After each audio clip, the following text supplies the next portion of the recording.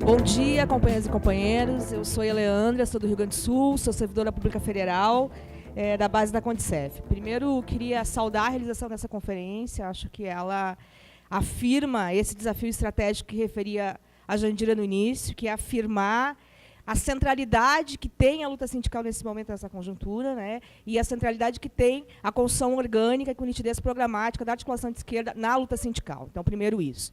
Segundo, dizer que é grave, quando a gente diz no nosso texto, que, do ponto de vista da classe, houve pouco avanço no governo Dilma.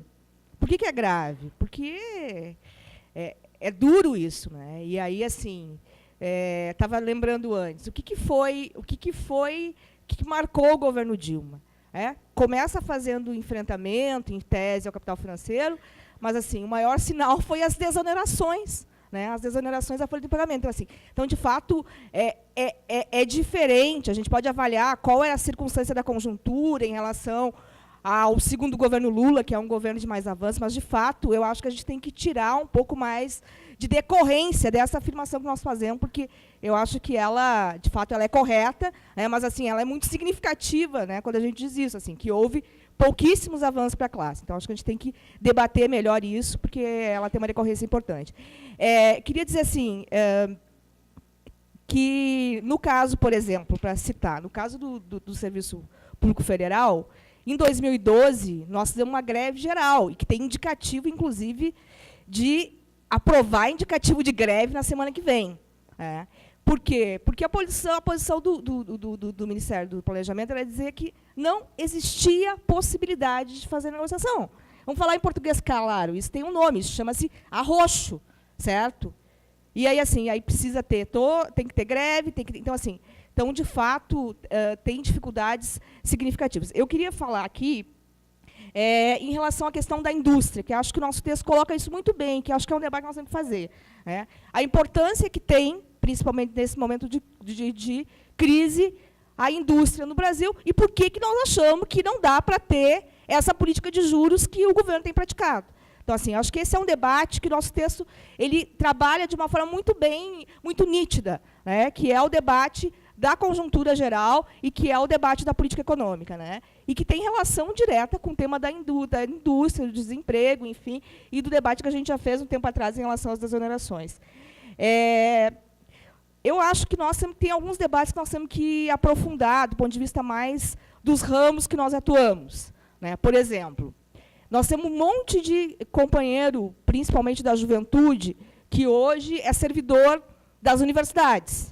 Tem um monte de gente aí que está na base da FASUBRA. Tem gente que, inclusive, hoje é diretor de associação de servidores. Nós temos o caso de Santa Maria, que, depois de muita luta, conseguiu, inclusive, voltar para a CUT. Só que a gente não tem conseguido ter política, né? No caso dos professores. Alguém consegue responder hoje se a gente deve indicar militar na Andes e no PROIFES? A Dani... eu tenho dúvidas. Então, assim, acho que tem um conjunto de debates organizativos, enfim, eu estou falando do ponto de vista dos federais, certo? Que é aonde eu atuo.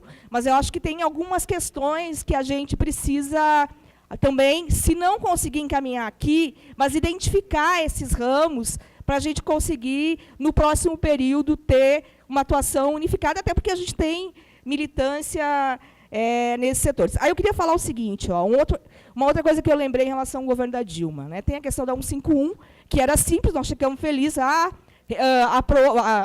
enfim, aderiu à convenção, mas não regulamentou. Agora, nós não conseguimos, no ano passado, sequer a Dilma vetou a licença, como é que chama? A licença classista, né? Que foi retirada no governo Fernando Henrique, que é a possibilidade dos dirigentes sindicais terem licença.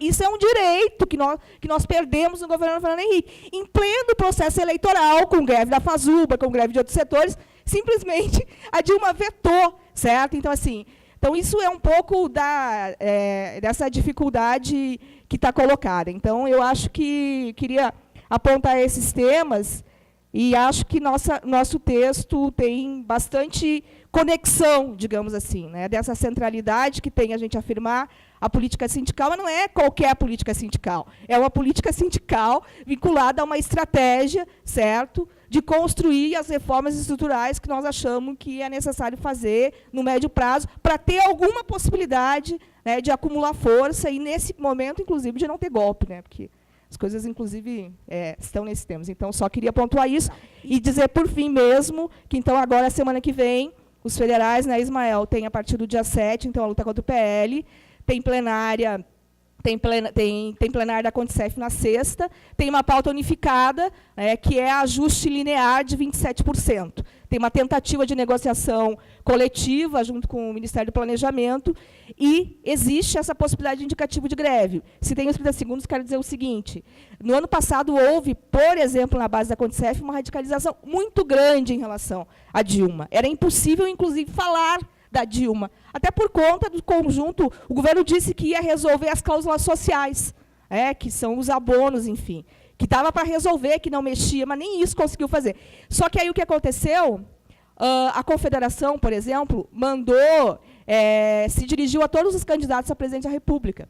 E a Dilma, por sorte, nisso acertou, foi a única candidata que se manifestou e afirmou um conjunto de compromissos, né? Então, assim, isso acabou tendo que mudar a rota de colisão que tinha. E isso é sinal que tem gestos que são muito simples, certo? Que é possível fazer e que podem possibilitar um outro tipo de diálogo e de perspectiva política. É isso.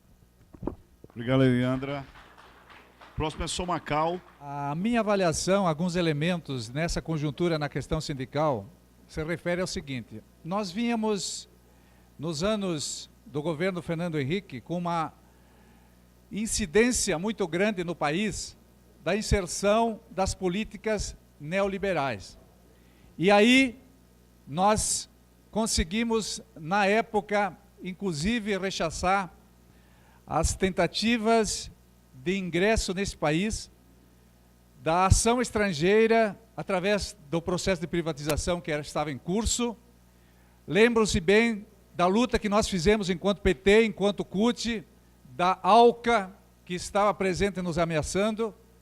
E aí nós fomos à rua e conseguimos ter um governo popular, um governo que colocou lá o nosso presidente Lula.